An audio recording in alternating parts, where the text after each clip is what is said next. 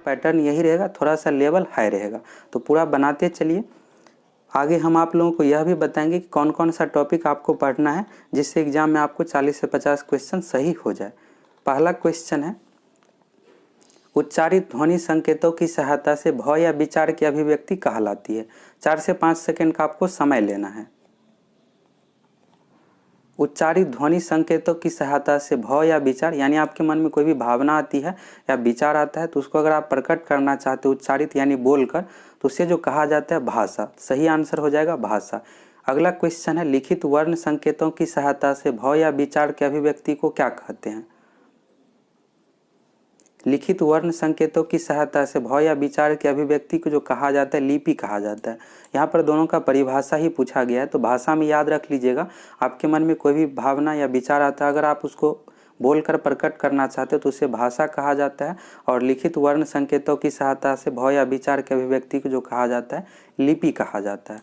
अगला क्वेश्चन है, भाषा और लिपि है। सबसे पहले कुछ क्वेश्चन हिंदी भाषा से रिलेटेड है। एग्जाम में जो क्वेश्चन पूछा जाता है हिंदी से 3 टाइप का। सबसे पहला होता है हिंदी भाषा से रिलेटेड कुछ क्वेश्चन, इसके बाद होता है व्याकरण से, सबसे अधिक जो क्वेश्चन पूछा जाता है व्याकरण से ही, और तीसरा होता है हिंदी साहित्य, जिसमें आपको प्रसिद्ध पुस्तक के बारे में पता होनी चाहिए, लेखक की जीवनी के बारे में। अगला क्वेश्चन है भाषा और लिपि है। तो भाषा और लिपि जो है एक दूसरे का पूरक है। अभी कुछ क्वेश्चन भाषा से रिलेटेड है, फिर व्याकरण से रिलेटेड आएगा। अगला क्वेश्चन है, पश्चिमी हिंदी की उत्पत्ति किस अपभ्रंश से हुई है। थोड़ा सा भाषा के बारे में सीरीज जान लीजिए। सबसे जो पहला है संस्कृत है। संस्कृत से जो विकसित हुआ है पाली भाषा।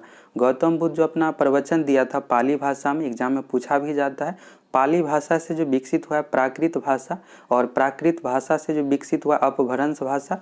यहाँ पर पूछा गया है अपभ्रंश के बारे में, और अपभ्रंश से जो विकसित हुआ है अवहट। और यहाँ पर पूछा गया पश्चिमी हिंदी की उत्पत्ति किस अपभ्रंश से हुई है, तो यह जो है सौरसेनी अपभ्रंश से।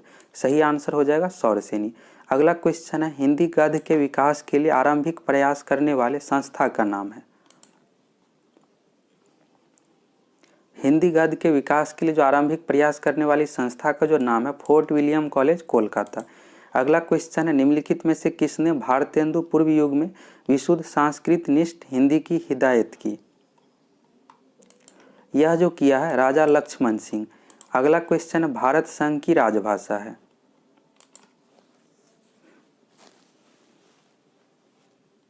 अगर आप इस क्वेश्चन का जवाब हिंदी दिए हैं तो आपका जवाब गलत है। सही आंसर जो होगा ए बी दोनों।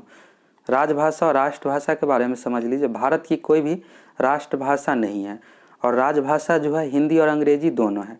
जब देश आज़ाद हुआ था और संविधान लागू हुआ था तो उस समय जो राजभाषा बनाया गया था हिंदी को, साथ में अंग्रेजी को 15 वर्ष के लिए कंडीशन के साथ बनाया गया था। 1965 तक अंग्रेजी राजभाषा रहेगा। बाद में अंग्रेजी भाषी जो क्षेत्र है उसके विरोध के कारण से अंग्रेजी भाषा को भी राजभाषा में शामिल कर लिया गया। तो अभी जो भारत संघ की राजभाषा है हिंदी और अंग्रेजी दोनों है। राजभाषा जो कहा जाता है राजकाज की काम की भाषा, यानी सरकारी कार्यों के लिए जिस भाषा का प्रयोग करते हैं, तो हिंदी और अंग्रेजी दोनों भारत की राजभाषा है। तो सही आंसर जो होगा इसका ए और बी दोनों। अगला क्वेश्चन है, भारतीय संविधान के किस अनुच्छेद में संविधान द्वारा मान्यता प्राप्त भारत की 22 प्रादेशिक भाषाओं की सूची मिलती है। संविधान की 8वीं अनुसूची में भाषा का वर्णन है, और जिसमें टोटल भाषाओं की संख्या जो है 22 है। मूल संविधान में 14 भाषाओं का उल्लेख था। तो सही आंसर हो जाएगा 8वीं अनुसूची। अगला क्वेश्चन है, हिंदी भाषी प्रांत में शामिल नहीं है।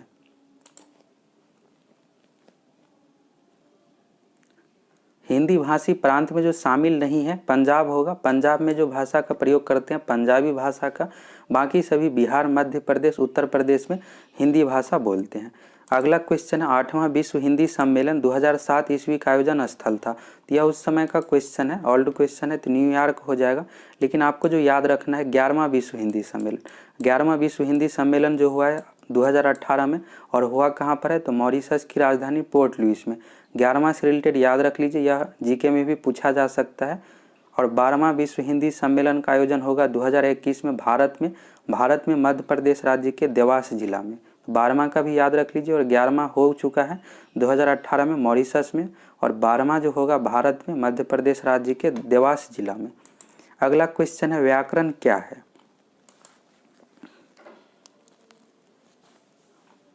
व्याकरण जो होता है भाषा का नियम होता है, इसमें रूल दिया हुआ रहता है किस अनुसार आपको भाषा का प्रयोग करना है, बोलना है, लिखना है, तो भाषा का नियम हो जाएगा। अगला क्वेश्चन है हिंदी वर्णमाला में वर्णों की संख्या है। हिंदी वर्णमाला में जो वर्णों की संख्या है 50 के आसपास हो जाएगा। हिंदी वर्णमाला में कुल जो है 52 वर्ण है। यहाँ से 3 पॉइंट याद रख लीजिएगा। सबसे पहले स्वर की संख्या 11 है। एग्जाम में आपको अगर पूछा जाता है कि स्वर की संख्या कितनी है तो 11 है। व्यंजन की संख्या पूछा जाता है तो 33 आंसर आपको देना है और कुल वर्णों की संख्या 52 है। अगला क्वेश्चन है वर्ण किसे कहते हैं।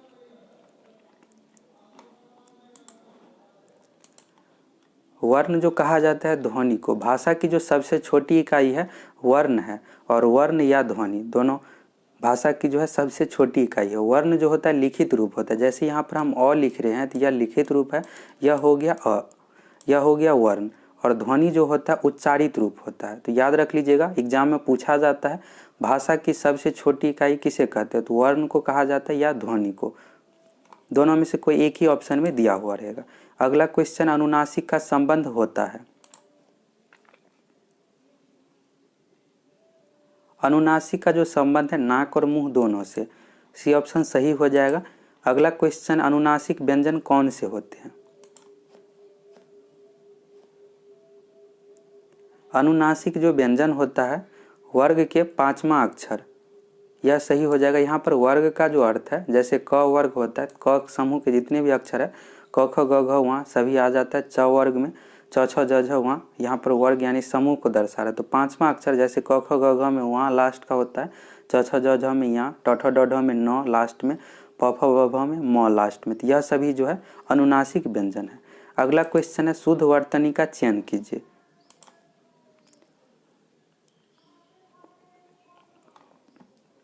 एग्जाम में जो है 8 से 10 क्वेश्चन आपको शुद्ध वर्तनी से रिलेटेड पूछा जाएगा, जिसमें इसी तरह से ऑप्शन दिया हुआ रहेगा कि शुद्ध वर्तनी का चयन कीजिए। तो आप हिंदी जो पढ़िएगा तो वहाँ पर स्पेलिंग को ध्यान देते पढ़िएगा। 8 से 10 क्वेश्चन इससे पूछा जाएगा एग्जाम में। शुद्ध वर्तनी का इसमें से आपको बताना है। तो परीक्षा का जो शुद्ध स्पेलिंग यहाँ पर है डी ऑप्शन सही है। परीक्षा में जो होता है प र दीर्घिकार अक्षा आकार, यह सही है। अगला क्वेश्चन है शुद्ध वर्तनी का चयन कीजिए। यहाँ पर आपको श्रृंगार का बताना है। इसमें जो सही आंसर होगा फर्स्ट नहीं होगा, बी ऑप्शन सही होगा। इसमें जो सरा होता है पूरा सरा नहीं होता है, आधा ही होता है, तो श्रृंगार यह सही है। अगला क्वेश्चन है संधि कहते हैं।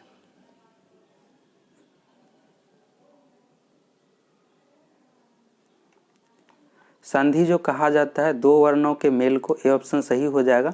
संधि में दो वर्णों का मेल होता है। अगला क्वेश्चन है अ और ई बराबर ए स्वर संधि के किस भेद को व्यक्त करता है। आप संधि के भेद को डिटेल्स में पढ़ लीजिएगा। क्वेश्चन अगर टफ पूछा जाता है तो यहाँ से भेद से रिलेटेड पूछ दिया जाता है। स्वर संधि के 5 भेद होते हैं जिसमें संधि विच्छेद दिया हुआ रहेगा, और पूछा जाएगा इसी तरह से कि दीर्घ संधि गुण संधि किसका उदाहरण है। या तो संधि के भेद को पूरे डिटेल्स में जरूर पढ़ लीजिएगा। यह जो उदाहरण है इसका सही आंसर जो हो जाएगा गुण संधि, बी ऑप्शन सही हो जाएगा गुण संधि। अगला क्वेश्चन है सत्य जोड़ चरित्र सच्चरित्र किस संधि का उदाहरण है। यह सिंपल ही है, व्यंजन संधि का उदाहरण है। यहाँ पर त है तो त जो है और च यहाँ पर है, तो यह दोनों जो है व्यंजन है। त भी व्यंजन होता है और च भी व्यंजन है, तो व्यंजन संधि का उदाहरण है। स्वर संधि में जो होना चाहिए जैसे यहाँ पर अ और ई था, शुरू और लास्ट का जो अक्षर होना चाहिए इस तरह से प्लस के जगह पर स्वर होना चाहिए। और विसर्ग का उदाहरण होता है कि विसर्ग इस तरह से रहना चाहिए। अगला क्वेश्चन अधः जोड़ गति बराबर अधोगति किस संधि का उदाहरण है।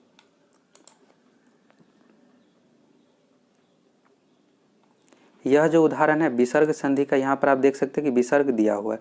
तो विसर्ग संधि में विसर्ग रहेगा, व्यंजन संधि में व्यंजन रहता है, स्वर संधि में स्वर रहता है। तो यह तीनों का आप आसानी से पहचान लीजिएगा। लेकिन अगर स्वर संधि के भेद से क्वेश्चन पूछ देगा तो फिर दिक्कत होता है, तो स्वर संधि के भेद को अच्छे तरीके से पढ़ लीजिएगा। अगला क्वेश्चन है प्रत्युपन्नमति शब्द में प्रयुक्त उपसर्ग है। उपसर्ग जो लगता है शुरू में, और प्रत्युपन्नमति शब्द में जो उपसर्ग है प्रति उपसर्ग, बी ऑप्शन सही हो जाएगा। अगला क्वेश्चन है कृत प्रत्यय किन शब्दों के साथ जुड़ते हैं।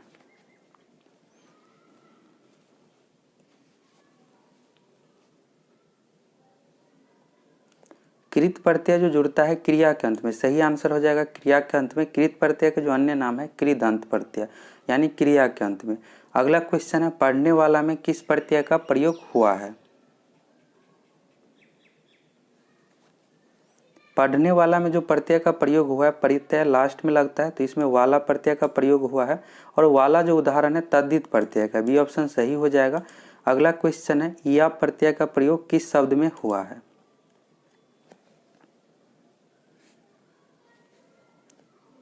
या प्रत्यय का प्रयोग जो हुआ है भोजपुरिया शब्द में, भोजपुरी में या प्रत्यय जोड़कर भोजपुरिया शब्द बना है, ए ऑप्शन सही हो जाएगा भोजपुरिया। अगला क्वेश्चन है समास का शाब्दिक अर्थ है।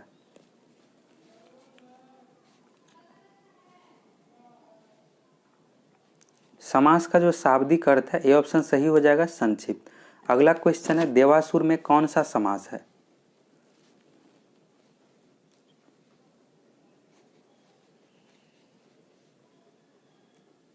समास को बनाने के लिए सबसे पहले आपको देखना है कि उस शब्द का अर्थ क्या है। जैसे यहाँ पर देवा हुआ है देवासुर, तो देवासुर का जो अर्थ हुआ देव और असुर, इस तरह से आपको पता लगाना है। तो अगर इस तरह का आता है शब्द बीच में, देवासुर में जैसे है देव और असुर और या अथवा इस तरह का जो शब्द आता है, तो यह जो उदाहरण होता है द्वंद्व समास का। द्वंद्व समास में दोनों पद प्रधान होता है, सही आंसर हो जाएगा द्वंद्व समास। देवासुर जो है द्वंद्व समास का उदाहरण है। द्वंद्व समास में आप पहचानने का नियम यही याद रख लीजिएगा, और या अथवा इस तरह का शब्द बीच में आना चाहिए। अगला क्वेश्चन है पाठशाला में कौन सा समास है।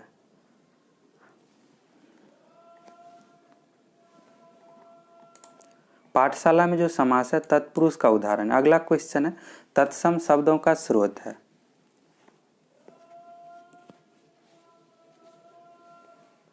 तत्सम शब्दों का जो स्रोत है संस्कृत, संस्कृत के शब्द को कहा जाता है तत्सम, सही आंसर हो जाएगा। तद्भव जो होता है संस्कृत से विकृत होकर यानी परिवर्तित होकर जो शब्द बना है उसको तद्भव कहते हैं। इसके बाद होता है देशज शब्द यानी देशी शब्द। इसके बाद होता है विदेशज, विदेशज को जो कहते हैं आगत भी कहते हैं। कई बार एग्जाम में क्वेश्चन में लिखा रहेगा कि इसमें से कौन सा आगत शब्द है। आगत यानी आया हुआ, विदेशज शब्द को जो कहा जाता है आगत शब्द भी। अब अगला क्वेश्चन है संधि शब्द है। संधि जो उदाहरण है तत्सम का, ए ऑप्शन सही हो जाएगा। अगला क्वेश्चन है मगही शब्द है।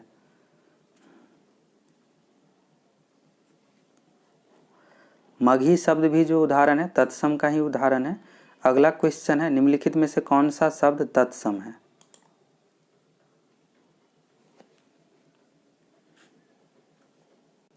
तत्सम जो होता है संस्कृत का शब्द, इसमें जो उद्गम दिया हुआ यह संस्कृत का शब्द है, तो तत्सम का उदाहरण हो जाएगा। अगला क्वेश्चन है खिचड़ी शब्द किसका उदाहरण है।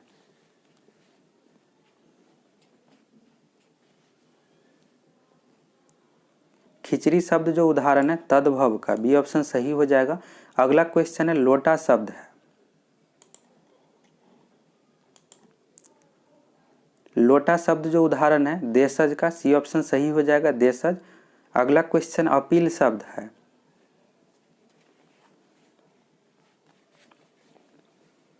अपील जो है अंग्रेजी का शब्द है और यह हो जाएगा विदेशज। अंग्रेजी के जितने भी शब्द हैं सभी विदेशज शब्द है। अगला क्वेश्चन है लालटेन शब्द है।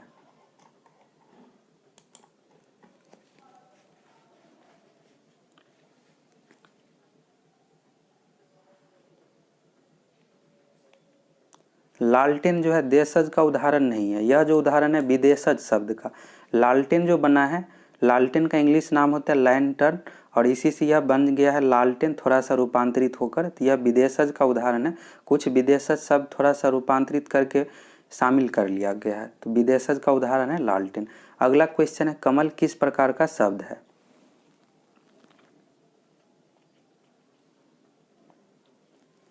कमल जो उदाहरण है रूढ़ शब्द का। आप यहाँ पर देख सकते हैं कि 8 से 10 क्वेश्चन तत्सम तद्भव से पूछा गया, तो तत्सम तद्भव को अच्छे तरीके से क्लियर कर लीजिएगा। उपसर्ग प्रत्यय से भी क्वेश्चन पूछा जाता है, शुद्ध अशुद्ध से भी क्वेश्चन पूछा जाता है, आगे और बहुत सारे टॉपिक का क्वेश्चन आपको मिलेगा। तो कमल जो उदाहरण है यहाँ पर रूढ़ का। अगला क्वेश्चन है पाकशाला किस प्रकार का शब्द है। पाकशाला जो है इसमें से यौगिक का उदाहरण है। अगला क्वेश्चन है दशानन किस प्रकार का शब्द है।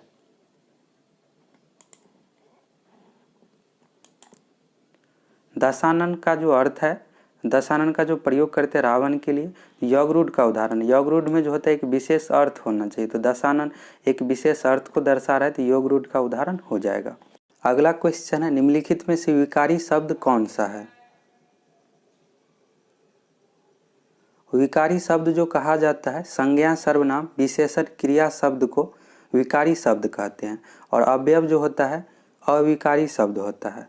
यहाँ पर ऑप्शन में आपको देखना है कि कौन सा संज्ञा, सर्वनाम, विशेषण, क्रिया का उदाहरण है। तो सही आंसर जो हो जाएगा इस क्वेश्चन का डी ऑप्शन, लड़का। लड़का जो यहाँ पर दिया हुआ है, लड़का जो उदाहरण है संज्ञा का, यह देखना है आपको ऑप्शन में, संज्ञा, सर्वनाम, विशेषण, क्रिया का उदाहरण कौन सा है। विकारी शब्द जो होता है संज्ञा, सर्वनाम, विशेषण, क्रिया। सही आंसर हो जाएगा लड़का। अगला क्वेश्चन है, विकारी शब्द का उदाहरण है, इसमें भी पूछा गया है, तो इसका सही आंसर जो हो जाएगा ये ऑप्शन बहुत जो है विकारी शब्द है, और अविकारी के अंतर्गत जो होता है अवयव होता है। बहुत यहाँ पर जो है विकारी हो गया, इधर इसलिए ओ, और इस ऑप्शन में आज, यथा, परंतु, यह सभी जो है अविकारी शब्द का उदाहरण है। अगला क्वेश्चन यहाँ से पर्यायवाची का शुरू होता है। सुरभि का पर्यायवाची शब्द है।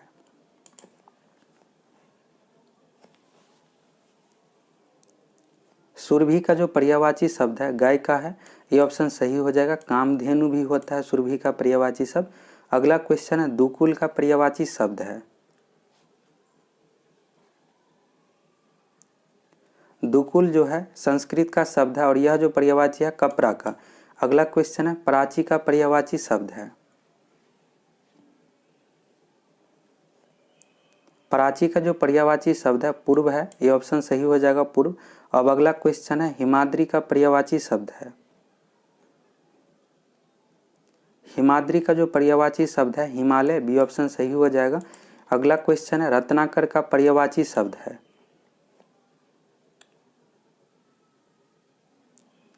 रत्नाकर का जो पर्यायवाची शब्द है समुद्र। अगला क्वेश्चन है, अलौ का पर्यायवाची शब्द है।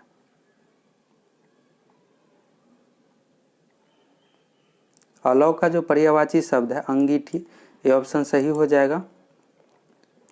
अगला क्वेश्चन है, विपुल का पर्यायवाची शब्द है। विपुल का जो पर्यायवाची शब्द है बहुत, ये ऑप्शन सही हो जाएगा। अगला क्वेश्चन है, रसाल का पर्यायवाची शब्द है। रसाल का जो पर्यायवाची शब्द है आम है। अगला क्वेश्चन है, सौगात का पर्यायवाची शब्द है। सौगात का जो पर्यायवाची शब्द होता है उपहार, भेंट, बी ऑप्शन सही हो जाएगा भेंट। अगला क्वेश्चन है, मशगूल का पर्यायवाची शब्द है। मशगूल का जो पर्यायवाची शब्द है कार्यरत, व्यस्त, बी ऑप्शन सही हो जाएगा व्यस्त। अब यहाँ से विलोम शब्द शुरू होता है। पर्यायवाची शब्द आप देख लीजिए कितना क्वेश्चन पूछा जाता है। पर्यायवाची शब्द से भी बहुत सारे क्वेश्चन पूछा जाता है, तो पर्यायवाची शब्द को भी देख लीजिएगा। 42 से लेकर 51 तक क्वेश्चन पूछा गया, यानी 10 क्वेश्चन जो है पर्यायवाची से पूछा गया है। अब यहाँ से 52 का क्वेश्चन है, अधम का विलोम शब्द है। अधम का जो विलोम शब्द है उत्तम है। अगला क्वेश्चन है, पश का विलोम शब्द है। विलोम यानी उल्टा शब्द आपको बताना है।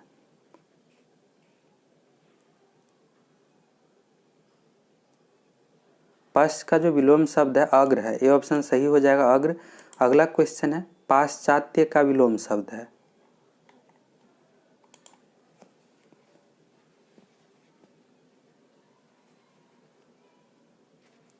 पाश्चात्य का जो विलोम शब्द है पौर्वात्य, सी ऑप्शन सही हो जाएगा पौर्वार्त पाश्चात्य का विलोम शब्द है।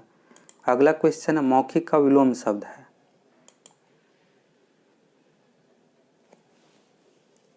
मौखिक का जो विलोम शब्द है लिखित होता है।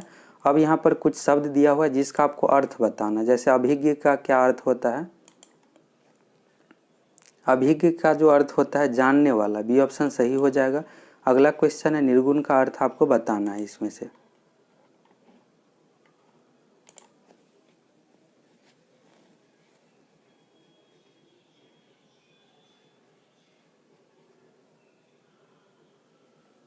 इस क्वेश्चन का जो सही आंसर हो जाएगा ए ऑप्शन, जो सत्व, रज एवं तम तीनों गुणों से परे हो। परे माने जो यहाँ पर होता है परिचित नहीं हो। जो सत्व, रज एवं तम तीनों गुण से परिचित नहीं हो। ये ऑप्शन इसका सही हो जाएगा। अगला क्वेश्चन है बहुरिया का अर्थ यहाँ पर आपको बताना है। इस क्वेश्चन का जो सही आंसर हो जाएगा ए ऑप्शन लौटने वाली। अगला क्वेश्चन है राम की गाय दूध देती है।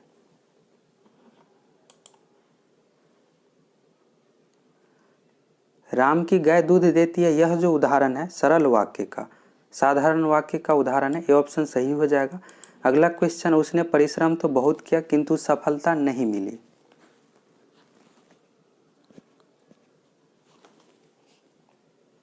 उसने परिश्रम तो बहुत किया किंतु सफलता नहीं मिली, यह जो उदाहरण है संयुक्त वाक्य का।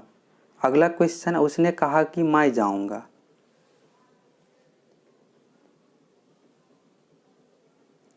यह जो उदाहरण है मिश्र वाक्य का।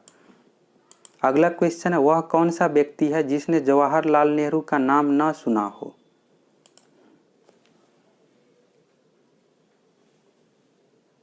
इस क्वेश्चन का जो सही आंसर हो जाएगा सी ऑप्शन मिश्र वाक्य।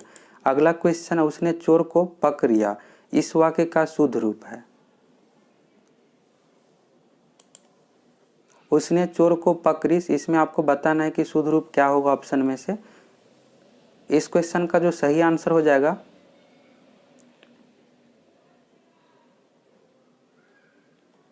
बी ऑप्शन उसने चोर को पकड़ा, यह सही है। उसने चोर को पकड़ी इसका शुद्ध अर्थ है उसने चोर को पकड़ा, यह शुद्ध वाक्य है। अगला क्वेश्चन आपके दर्शन हुए, इस वाक्य का अभिप्राय है।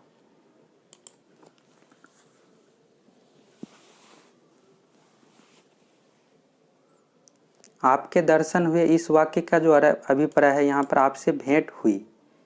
अगला क्वेश्चन है मुहावरा है। यहाँ पर मुहावरा का परिभाषा से रिलेटेड ही क्वेश्चन है, देख लीजिए सभी ऑप्शन को।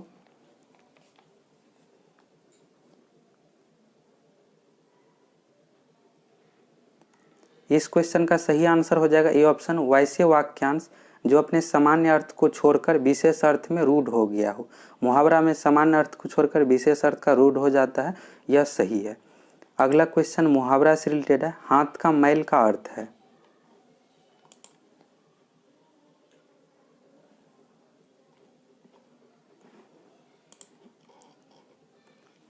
हाथ के मैल का जो अर्थ है यहाँ पर मुहावरा पूछा गया तो तुच्छ वस्तु होगा, ये ऑप्शन सही हो जाएगा। अगला क्वेश्चन है डींग हाँकना का अर्थ है।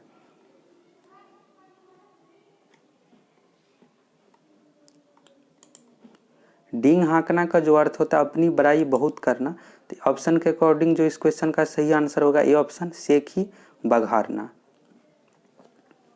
अगला क्वेश्चन है आंखें चुराना का अर्थ है। आंखें चुराना का जो अर्थ है कतराना, ये ऑप्शन सही हो जाएगा। अगला क्वेश्चन लोकोक्ति से रिलेटेड है। अधजल गगरी छलकत जय का अर्थ है।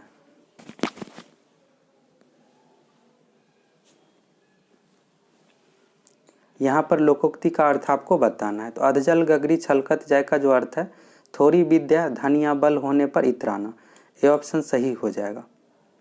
अगला क्वेश्चन आम खाओ पेड़ मत गिनो का अर्थ है।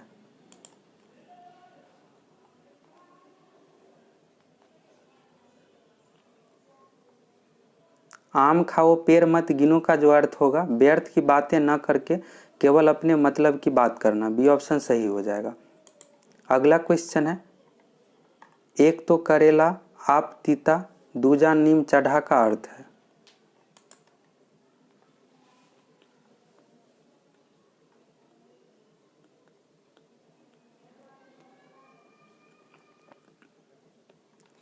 यहाँ पर दिया हो एक करेला आप तीता यानी करेला तीता है ही और उसमें नीम चढ़ा यानी नीम मिला दिया गया तो और तीता हो जाएगा, ये ऑप्शन इसका सही हो जाएगा। बुरे का और बुरे से संग होना यानी बुरा व्यक्ति था और बुरे के साथ हुआ रह रहा है संग हो गया तो और बुरा हो जाएगा, यह सही आंसर होगा इसका। अगला क्वेश्चन है गुड़ खाए गुलगुले से परहेज का अर्थ है।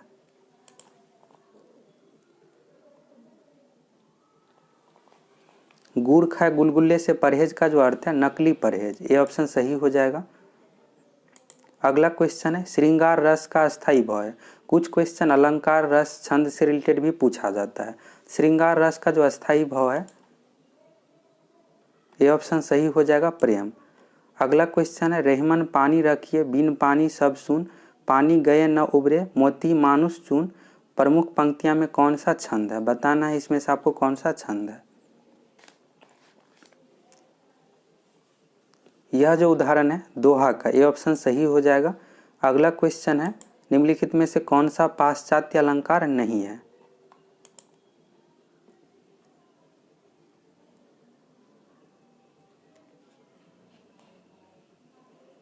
इसमें से जो पाश्चात्य अलंकार नहीं है, डी ऑप्शन सही हो जाएगा, अनुप्रास। अगला क्वेश्चन है, वीर गाथा काल किसे कहा जाता है? अब यहाँ से जो क्वेश्चन है हिंदी साहित्य से संबंधित क्वेश्चन है और 25 क्वेश्चन है। इन सभी क्वेश्चन को जरूर अच्छे तरीके से याद रख लीजिएगा। हिंदी साहित्य से संबंधित जो क्वेश्चन पूछा जाएगा तो यहाँ से कुछ क्वेश्चन एग्जाम में हूबहू रिपीट हो सकता है। वीर गाथा काल जो कहा जाता है आदि काल को, ये ऑप्शन सही हो जाएगा। अगला क्वेश्चन है, मैथिल कोकिल किसे कहा जाता है? मैथिल कोकिल जो कहा जाता है विद्यापति को, यह ऑप्शन सही हो जाएगा। अगला क्वेश्चन है, कबीर किस काव्य धारा के कवि है? कबीर जो है ज्ञान मार्गी धारा के कवि है, यह ऑप्शन सही हो जाएगा। अगला क्वेश्चन है, पद्मावत के रचयिता का नाम है?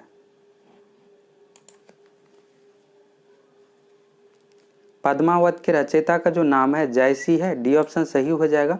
अगला क्वेश्चन है, किसके भक्ति परक गीतों का संकलन अभंग के नाम से प्रसिद्ध है?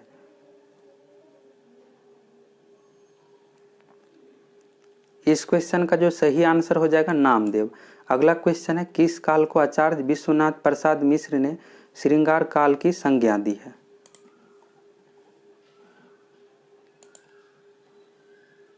इस क्वेश्चन का जो सही आंसर हो जाएगा रीति काल। अगला क्वेश्चन है, कवि सम्राट किसे कहा जाता है?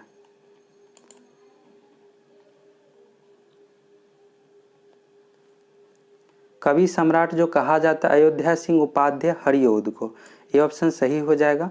अगला क्वेश्चन है, भारत भारती काव्य के रचयिता का नाम है? भारत भारती काव्य के रचयिता का जो नाम है मैथिली शरण गुप्त, ये ऑप्शन सही हो जाएगा। अगला क्वेश्चन है, रहस्यवाद किस युग की एक महत्वपूर्ण प्रवृत्ति थी?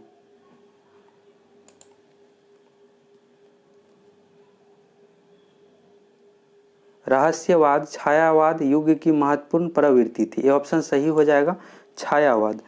अगला क्वेश्चन है, अनामिका काव्य के रचयिता का नाम है? अनामिका काव्य के रचयिता का जो नाम है सूर्यकांत त्रिपाठी निराला, सी ऑप्शन सही हो जाएगा। अब अगला क्वेश्चन है, प्रकृति के सुकुमार कवि किसे कहा जाता है?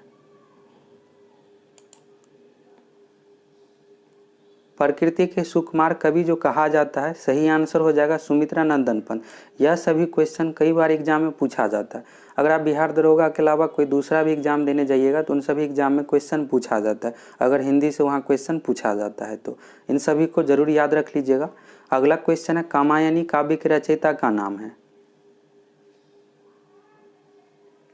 कामायनी काव्य के रचयिता का जो नाम है, सही आंसर हो जाएगा जयशंकर प्रसाद। अगला क्वेश्चन है, कुरुक्षेत्र काव्य के रचयिता का नाम है? कुरुक्षेत्र काव्य के रचयिता का जो नाम है रामधारी सिंह दिनकर, यह ऑप्शन सही हो जाएगा। अब अगला क्वेश्चन है, एक भारतीय आत्मा किसे कहा जाता है? एक भारतीय आत्मा जो कहा जाता है माखनलाल चतुर्वेदी को, बी ऑप्शन सही हो जाएगा। अब अगला क्वेश्चन है, राष्ट्र कवि कहा जाता है? राष्ट्र कवि जो कहा जाता है रामधारी सिंह दिनकर को, यह ऑप्शन सही हो जाएगा। अगला क्वेश्चन है, वर्ष 2008 ईस्वी किसकी जन्म शताब्दी है? तो 2008 से उस समय से रिलेटेड क्वेश्चन है। सही आंसर जो हो जाएगा इस क्वेश्चन का रामधारी सिंह दिनकर, डी ऑप्शन सही हो जाएगा। अगला क्वेश्चन है, निम्नलिखित में से बिहार के कवि है?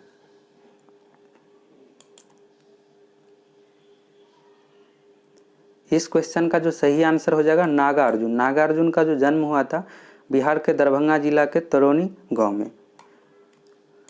अगला क्वेश्चन है, गोदान उपन्यास के रचनाकार का नाम है? गोदान उपन्यास के रचनाकार का जो नाम है मुंशी प्रेमचंद्र जी, बी ऑप्शन सही हो जाएगा। अगला क्वेश्चन है, कथा सम्राट किसे कहा जाता है? कथा सम्राट जो कहा जाता है प्रेमचंद को। अगला क्वेश्चन है फणीश्वर नाथ रेणु का जन्म स्थल है।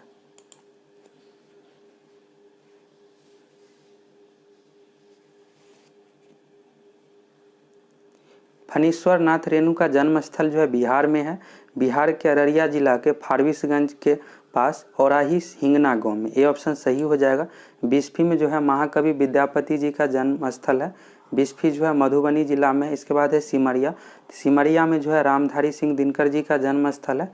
सिमरिया जो है बिहार के बेगूसराय जिला में है।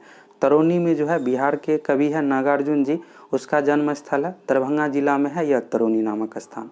अगला क्वेश्चन है कलम का जादूगर किसे कहा जाता है। सभी चारों का जन्म स्थल याद रख लीजिएगा। कलम का जो जादूगर कहा जाता है 96 का जो सही आंसर हो जाएगा राम वृक्ष बेनुपुरी, बी ऑप्शन सही हो जाएगा। अगला क्वेश्चन है नई कहानी आंदोलन से जुड़े रचनाकार नहीं है।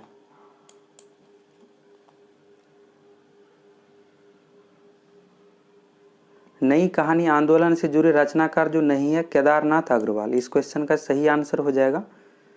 अगला क्वेश्चन है आचार्य रामचंद्र शुक्ल मूलतः है।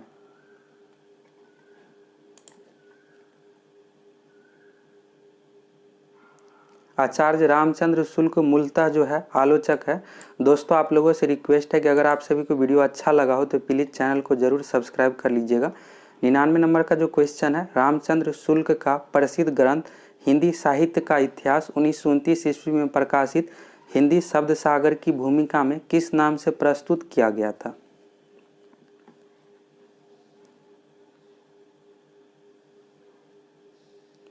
इस क्वेश्चन का जो सही आंसर हो जाएगा बी ऑप्शन हिंदी साहित्य का विकास। अगला क्वेश्चन है लास्ट क्वेश्चन। इसके बाद सिलेबस के बारे में थोड़ा सा देख लेंगे और किस तरह से आपको तैयारी करना है। निम्नलिखित में से किसने प्रसिद्ध पत्रिका सरस्वती का संपादन किया। प्रसिद्ध पत्रिका सरस्वती का जो संपादन किया था महावीर प्रसाद द्विवेदी, ये ऑप्शन इसका सही हो जाएगा। अब दोस्तों बात करते हैं सिलेबस की, साथ ही किस अनुसार तैयारी करें जिससे एग्जाम में हिंदी में 40 से 50 क्वेश्चन सही हो पाए और हिंदी का पेपर आसानी से क्वालिफाई कर पाएँ।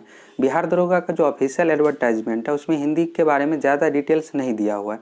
सिर्फ यही दिया हुआ है कि मेंस एग्जाम में सबसे पहले हिंदी का पेपर का एग्जाम लिया जाएगा 200 मार्क्स का। 100 टोटल क्वेश्चन पूछा जाएगा। प्रत्येक क्वेश्चन जो रहेगा 2 मार्क्स का।